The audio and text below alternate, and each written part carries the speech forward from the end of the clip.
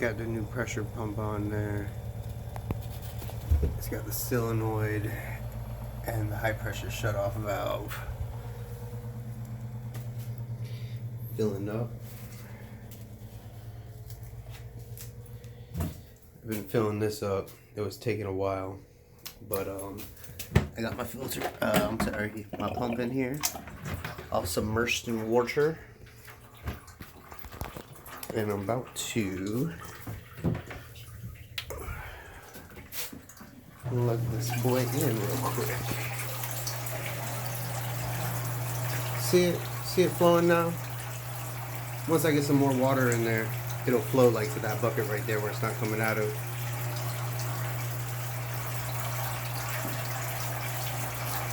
Right now there's not enough water in the system for it to function properly.